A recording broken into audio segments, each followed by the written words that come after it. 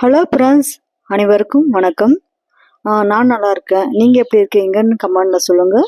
வாங்க வீடியோக்குள்ளே போகலாம். இன்றைக்கி நம்ம வீடியோவில் என்ன பார்க்க போகிறோன்னா, நான் ஒரு பன்னீர் கிரேவி தான் செஞ்சுருக்கேன். அதை தான் நான் வீடியோ எடுத்து உங்களுக்கு நான் அப்லோடு பண்ணியிருக்கேன். இது எப்படி செய்கிறதுன்னு சிம்பிளாக பார்க்கலாம் வாங்க நண்பர்களே. நான் வந்து வீடியோ ஆன் பண்ணுறதுக்கு முன்னாடி நான் பட்டர் போட்டுவிட்டேன். நான் உங்களுக்கு அது காட்டல. நான் பட்டரில் வந்து இதை மாதிரி வந்து 200 கிராம் நான் பன்னீர் எடுத்திருக்கேன். பன்னீர் வந்து இதே மாதிரி பெரிய சைஸில் கட் பண்ணி நான் எடுத்திருக்கேன். நான் உங்களுக்கு வேணாலும் சின்ன நம்ம என்ன ஷேப்பில் கட் பண்ணுறோமோ அந்த மாதிரி நம்ம விருப்பம் தான் கட் பண்ணிக்கலாம். நான் வந்து கொஞ்சம் பெரிய சைஸில் கட் பண்ணி இதை மாதிரி பட்டரில் போட்டு நான் ஃப்ரை பண்ணி எடுத்துக்கிறேன். உங்களுக்கு பட்டர் பிடிக்கல, நெய் பிடிக்கலன்றவங்க எண்ணெய், நம்ம சாதா சமையலுக்கு நம்ம யூஸ் பண்ணுற பாருங்க, அந்த எண்ணெய் கூட போட்டு கூட நம்ம ஃப்ரை பண்ணி எடுத்து வச்சுக்கலாம். உங்களுக்கு ஃப்ரை வேணாம் அப்படியே போடலாம் கூட, அப்படியே கூட அப்படியே கூட போட்டுக்கலாம். ரொம்பவே நல்லாயிருக்கும் பன்னீர். பாருங்கள், இதுமாதிரி ஃப்ரை ஆகி நல்லா வந்துருச்சு பாருங்கள், நல்லா ரோஸ்ட் ஆகி வந்திருக்கு பாருங்கள். இந்த ஸ்டேஜில் வந்து நம்ம வந்து எடுத்து வச்சுக்கலாம்.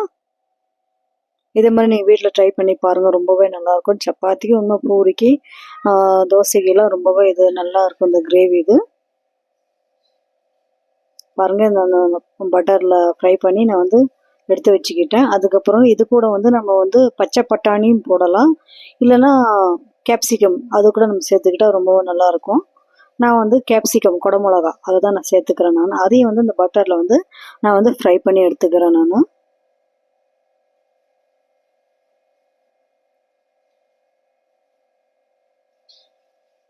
பாருங்கள், நல்லா ஃப்ரை ஆகிடுச்சு பாருங்கள். கேப்சிகம் அந்த நிறம் மாறி வந்துருக்கு பாருங்கள். அந்த பட்டரில் இன்னும் கொஞ்சம் நம்ம இதை ஃப்ரை பண்ணி எடுத்திங்கன்னா இன்னும் ரொம்ப சூப்பராக டேஸ்ட்டாக இருக்கும். இது வந்து பன்னீர் வந்து ஒரு கிரேவி இன்னும் ரொம்ப நல்லாயிருக்கும். பிடிக்காதவங்க எண்ணெயில் செஞ்சுக்கலாம், ஒன்றும் பிரச்சனையே கிடையாது. பாருங்கள், ஃப்ரை பண்ணி எடுத்துக்கிட்டேன். நான் கேப்சிகத்தை அதிலே வந்து நான் ரெண்டு வெங்காயம் வந்து கட் பண்ணி சின்ன சின்னதாக அந்த பட்டர் நான் ஃப்ரை பண்ணி எடுத்தேன் பாருங்கள், அதிலே போட்டு நம்ம ஃப்ரை பண்ணி எடுத்துக்கலாம். ஏன்னா வந்து பச்சையாக நம்ம அரைச்சா நல்லா இருக்காது. அதனால் வெங்காயம், அப்புறமா இஞ்சி பூண்டு, ஒரு முழு சைஸ் தக்காளி, பாருங்கள் இஞ்சி பூண்டு சேர்த்துக்கிறேன் பாருங்கள். இதில் நான் இஞ்சி பூண்டு சேர்த்துட்டு அதில் நல்லா ஃப்ரை பண்ணி எடுங்க. அந்த பச்சை வாசனை போகணும். இஞ்சி பூண்டு வெங்காயம் அதோட பச்சை வாசனை போனவொடனே இந்த டைமில் நம்ம என்ன பண்ணலாம், தக்காளி கட் பண்ணி வச்ச பாருங்க, அந்த தக்காளி சேர்த்துக்கலாம். தக்காளி சேர்த்து நல்லா ஃப்ரை பண்ணுங்க. அந்த மூணோட பச்சை வாசனை போகணும். வெங்காயம், தக்காளி, இஞ்சி பூண்டோட வாசனை போனால் தான் நம்மளுக்கு கிரேவி வந்து அந்த பச்சை வாசனை இல்லாமல் நல்லா வரும். இதே மாதிரி நீங்கள் பச்சையாக அரைக்காமல் இதே மாதிரி ஃப்ரை பண்ணி வதக்கிட்டு நீங்கள் செஞ்சு பாருங்களா, இது ஒரு டேஸ்ட்டாகவே ரொம்ப நல்லாயிருக்கும். பாருங்கள், நான் மொத்தம் எல்லாம் எடுத்து வச்சுக்கிட்டேன் நான். அப்போ இதை வந்து நம்ம வந்து மிக்சி ஜாரில் போட்டுக்கலாம். மிக்சியில் போடும்போது எப்பயுமே நம்ம சூடாக போடக்கூடாதுங்க, கொஞ்சம் ஆற வச்சு ஃபேனில், அப்புறமா வந்து கொஞ்சம் மிதமான சூடு இருக்கும்போது கூட நம்ம போட்டுக்கலாம். ஏன்னா ரொம்ப சூடாக போட்டால் அது வந்து பிச்சுன்னு அடிக்கும் போது நம்ம மூஞ்சிலாம் பட்டுவிடும்.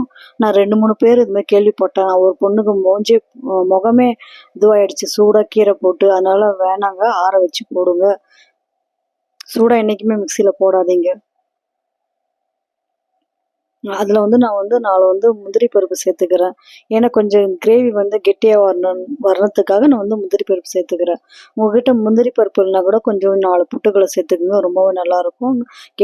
கெட்டித்தன்மை வரும் நம்மளுக்கு கிரேவி செய்யும் போது. அப்புறமா வந்து நான் வேறு வானல் வச்சுட்டு எண்ணெய் ஊற்றிட்டு, நான் பட்டை லவங்கெல்லாம் எதுவுமே நான் போடுறதும் இன்னும் போட்டுக்கலாம்.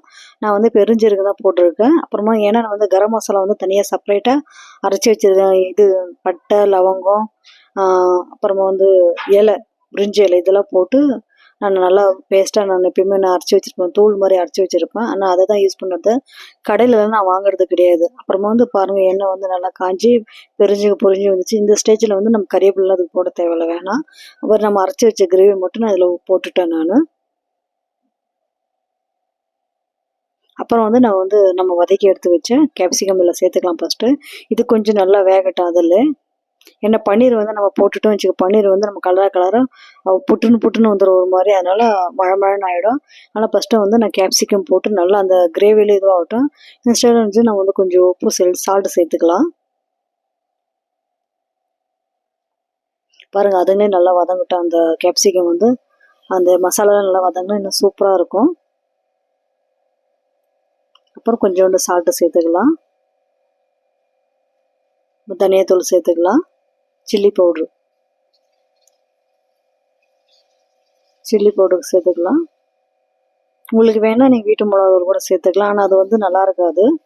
கொஞ்சம் தனியாக பொடி, நம்ம சில்லி பவுட்ரு, இதே மாதிரி இல்லை பன்னீர் மசாலா அது சேர்த்துக்கிட்டா கூட கிரேவி ரொம்பவும் நல்லா வரும். நல்லா கலக்கி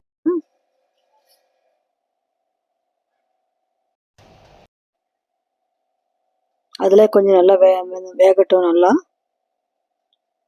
பாருங்கள், நான் பார்க்குறதுக்கு நல்லா கலர்ஃபுல்லாக நல்லா இருக்குது பாருங்கள்.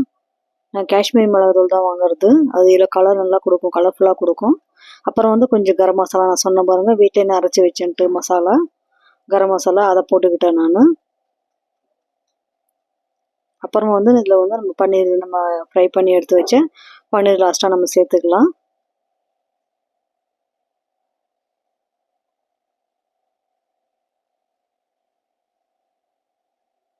பன்னீர் நல்லா நம்ம அதோட சேர்த்து மசாலா சேர்த்து நல்லா நல்லா ஃப்ரை பண்ணலாம். நல்லா